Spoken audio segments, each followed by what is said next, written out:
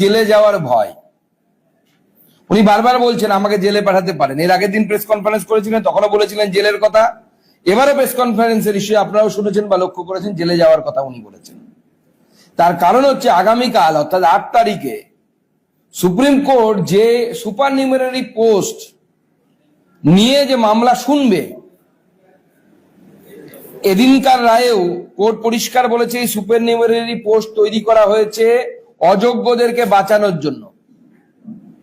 মাননীয় মুখ্যমন্ত্রী দাবি করেছেন তিনি ভুল করেছেন। ভুল না মাননীয় মুখ্যমন্ত্রী, এটা চুরি, দুর্নীতি, করাপশন, এটা ভুল নয়, পাপ।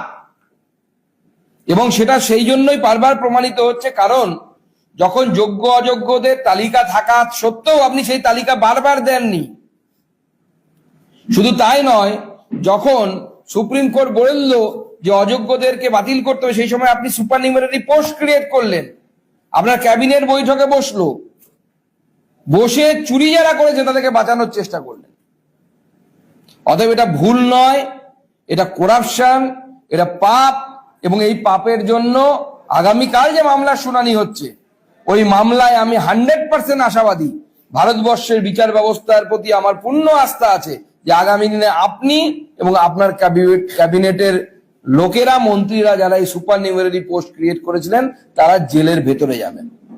এবং আপনার আশঙ্কা সত্যি হবে যে ওম প্রকাশ চৌটালা যদি জেলে যেতে পারে, আপনিও জেলে যাবেন। পশ্চিমবঙ্গের মুখ্যমন্ত্রী হিসেবে, ভারতবর্ষের দ্বিতীয় মুখ্যমন্ত্রী যিনি চাকরি বিক্রি করে, অর্থাৎ শিক্ষকের চাকরি বিক্রি করে জেলে যাবেন এবং রেকর্ড করবেন।